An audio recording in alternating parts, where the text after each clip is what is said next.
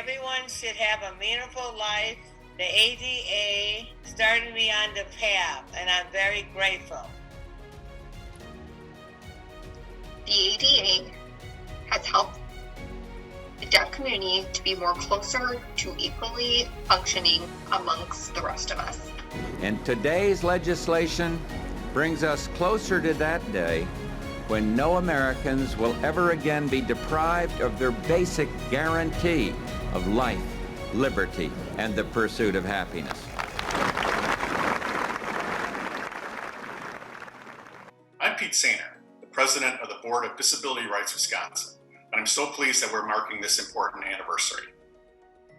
30 years ago, the Americans with Disabilities Act was enacted, making it possible for people with disabilities to participate fully in all aspects of American life. The ADA created a ban on discrimination on the basis of disability in transportation, telecommunications, public accommodation, and in public services. It banned discriminatory practices and segregation and institutionalization of people with disabilities. As a board member of Disability Rights Wisconsin, I'm proud to hear how our staff uses the ADA to protect and enhance the rights of people with disabilities in the state of Wisconsin. Thank you and congratulations on 30 years of the ADA. And on your behalf, as well as the behalf of this entire country, I now lift my pen to sign this Americans with Disability Act and say, let the shameful wall of exclusion finally come tumbling down. God bless you all.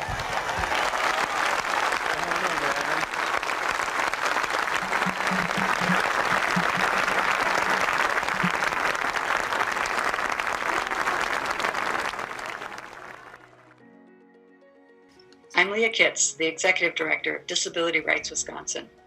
The Federal DD Act of the 1970s created the Protection and Advocacy System, and DRW has been providing individual and systems advocacy since 1977.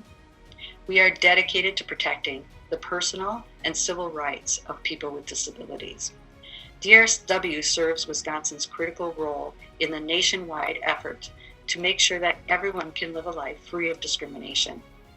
While the DD Act gives DRW our mandate, the Americans with Disabilities Act gives us a vital tool to carry it out. We're fighting for a life where each person can get around, enter buildings, enjoy the fun things in life, work to support themselves, have relationships that are meaningful, and just, have a great life. We're so glad you could join us in the celebration of the signing of the ADA 30 years ago. My name's Lynn Breedlove. I was the Executive Director of Disability Rights Wisconsin from 1980 to 2011. And I'm going to talk a little bit about DRW's work with institutions. And that's always been a high priority for our agency, preventing people going into institutions, helping people get out of institutions, and when possible, even trying to close institutions. So one of the best examples of this was the closing of Northern Wisconsin Center, which is one of the big 3 state institutions for people with developmental disabilities in Wisconsin until it closed in 2006. So Northern Center started in 1897. It was around a long time before DRW existed. Thousands of people with disabilities lived there before we started doing advocacy for anyone who lived there. And for the first 15 years of our agency, we tried really hard to figure out a way to close one of the state institutions. We did a variety of advocacy strategies, and we did help some individual people get out, but we were never successful in closing one until 2002. And that's when Governor Jim Doyle was elected, and we persuaded him and his staff that he should propose to close Northern Wisconsin Center. And he did put that in his first state budget in early 2003. And not surprisingly, there was lots of backlash. We had opposition from unions representing the workers, opposition from some parents, opposition from local legislators. There was even a lawsuit to stop the governor from moving forward on this plan. But ultimately, we were able to persuade a majority of the legislature that this was a good idea, and we were able to team up with the governor's attorneys to win that lawsuit. And in the summer of 2003, the closing process began. It took 3 whole years to do it, but at the end of the day, over 90% of the residents moved into community settings. And a survey of families after the closing showed that 85% of the families who had originally opposed the idea now said they thought their family members were much better off than being in the institution. So this was a big ADA victory for DRW. Hi, my name is Cindy Bentley. I'm the Executive Director of People First of Wisconsin. I'm here to talk to you about the ADA. The ADA helped me to get out of the state institution, and I'm a big fan of Justin Dart that signed the ADA bill with President Bush, and the ADA has been a very important thing for people with disabilities. It helped me not only get out of the institution, but it also helped me to become the director of People First of Wisconsin, which I enjoy being the director of People First of Wisconsin, and I have my voice, and other people with disabilities have a voice too. Everyone should have a meaningful life. The ADA started me on the path, and I'm very grateful. We can't change who we are, but we can be the change.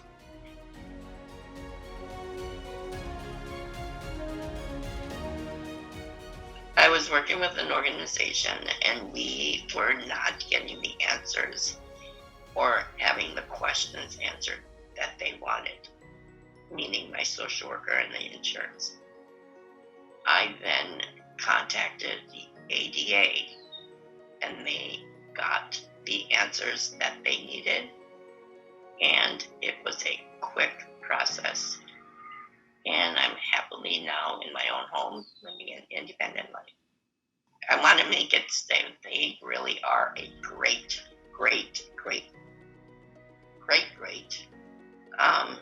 thing to have for us that need that extra help.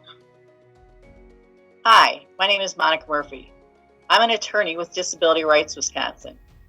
Thanks to the Americans with Disabilities Act, I've been able to help many people with disabilities protect their employment rights over the years. However, by far the most memorable was Don Perkle. Don is a man with a developmental disability who is nonverbal. Don landed his dream job working as a cleaner at Chuck E. Cheese. He was happy in his new job, and his immediate boss was pleased with his work. One day, the regional manager came into the restaurant and saw Don working. He told Don's boss to fire him because we don't want those kind of people working for us. His manager, however, did not fire him, and instead, she reached out to the corporate office Human Resources Department in Texas asking, "Aren't we an equal opportunity employer?" She got no response. Instead, the next time the regional manager came to town, he fired Don himself. Don was heartbroken. According to his caregiver, he withdrew from social activities and stayed in his room. Folks who had helped Don find his job and provided his job coaching were outraged. The job coach provider talked to the CEO of Chuck E. Cheese's about the situation. Still, nothing changed. So he called our agency. We helped Don file a disability discrimination complaint under the Americans with Disabilities Act with the Equal Employment Opportunity Commission. Despite several efforts to resolve the matter, Chuck E. Cheese would not make amends for the wrongs they had done to Don. Eventually, attorneys from the EOC and I took the matter to federal court in Madison. Here in this photo, standing outside the federal courthouse, is Don surrounded by his team. His Chuck E. Cheese manager, 2 attorneys from the EEOC, Don, myself, and his job coaching provider. We had a jury trial over 5 days. While the trial was going on, it got some publicity, and people picketed the Madison Chuck E. Cheese demanding an apology for Don. When the jury came back, they found that Chuck E. Cheese discriminated against Don and awarded him approximately $10,000 in back pay, $70,000 in compensatory damages, and $13 million in punitive damages. Although Don could not talk after the verdict, he pointed to his smiley face communication card, and it told me all I needed to know. Don's actual award was reduced later to the damages caps under the ADA, but he did get that apology letter from the CEO as well. Now, 20 years later, that $13 million verdict remains one of the highest, if not the highest, ADA verdict for a single plaintiff in an employment case. Thank you, Don. Thank you, ADA.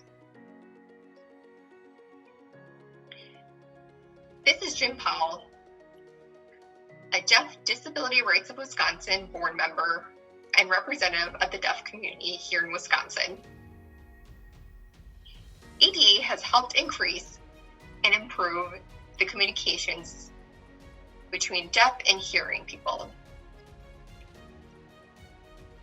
ADA has enabled the deaf community to have access to functionally equivalent telecommunications such as video relay service, access to interpreters, such as doctors' offices and seminars,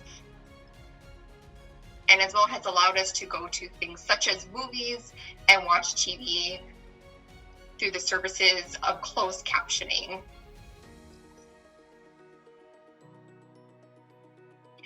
The deaf community here in Wisconsin is very grateful for the ADA.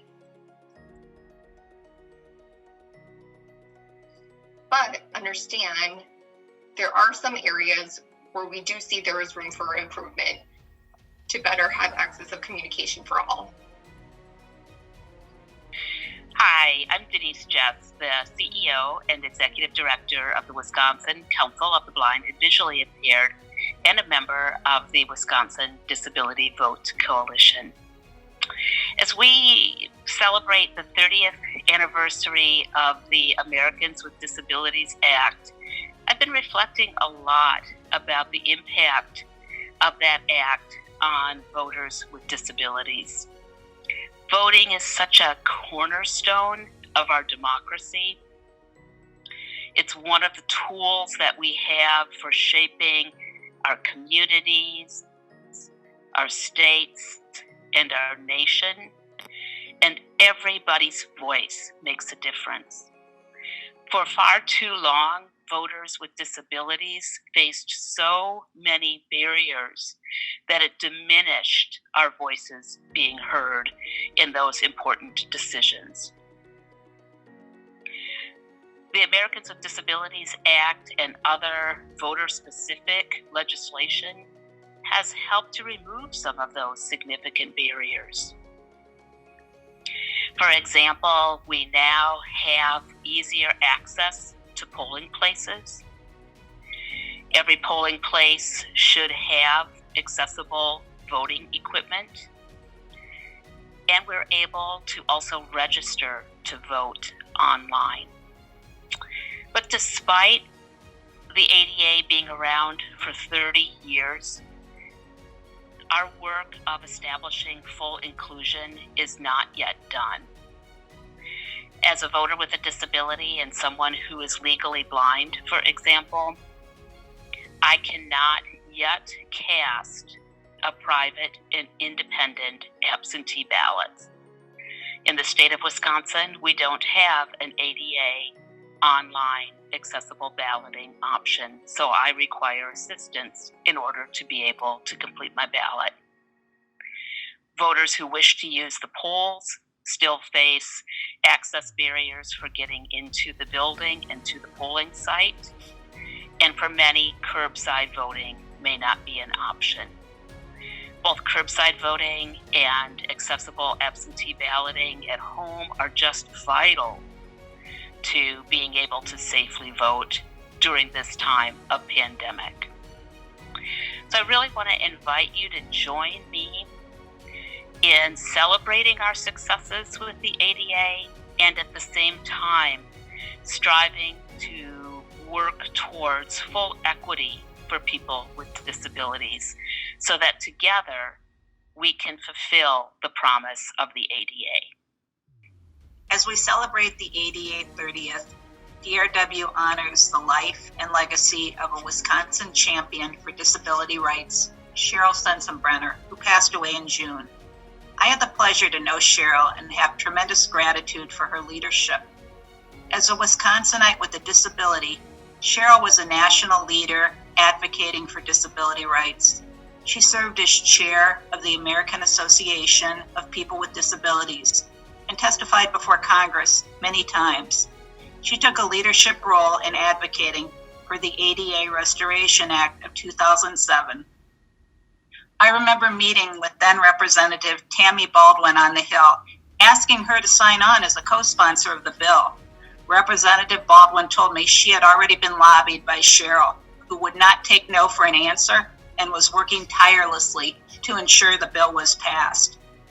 In her testimony to Congress, Cheryl spoke about her pride in her husband, Congressman Jim Sensenbrenner, and Majority Leader Steny Hoyer for their bipartisan work introducing this legislation. She stated, "Given that all kinds of disability can enter any person's life at any time, the more accessible the society we can create and the more intact our system of legal protections, the greater benefit we can all reap. The ADA then is a law for all people. It was meant to ensure that whatever the circumstances may be that surround a person's life and encounter with disability, Americans are never to be treated unfairly, excluded unnecessarily, or relegated to second-class citizenship on the basis of disability." Despite all the progress since the passage of the ADA, sadly, we still have a long way to go before the ADA's inclusive vision becomes a reality for America.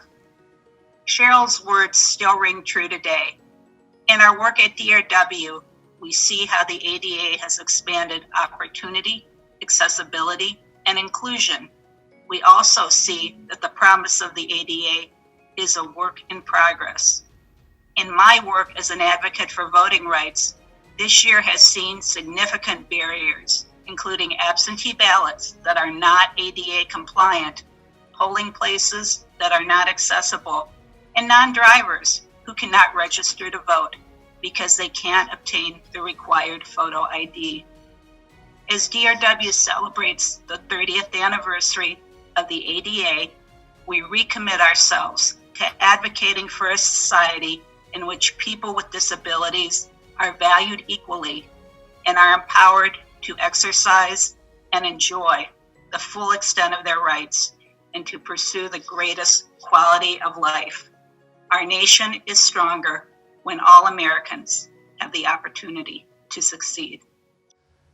Hello, Wisconsin. Governor Tony Evers here. On July 26, 1990, Congress passed the Americans with Disabilities Act, impacting millions of lives by ensuring civil rights and improving access to employment and services for folks with disabilities across our country.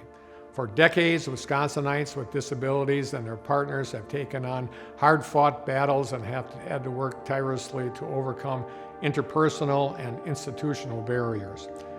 Thanks to their hard work and the passage of the ADA 30 years ago, millions of folks from all corners of our state and the nation and all different abilities are able to better connect with their communities and spaces that are built to be inclusive and accessible for all. But as we celebrate the 30th anniversary of the ADA, we recognize that much work still needs to be done to ensure equity and equality for folks with disabilities across our state and our nation. And we reaffirm our commitment to the principles of equality and inclusion for people with disabilities and to partner with the numerous organizations and agencies throughout our state, such as Disability Rights Wisconsin and Wisconsin Disability Vote Coalition, to realize the full promise of hope, freedom, and equality envisioned by the passage of the Americans with Disabilities Act 30 years ago. So here's to 30 years of progress and inclusion, and to many more as we work together to move our state forward. Thank you.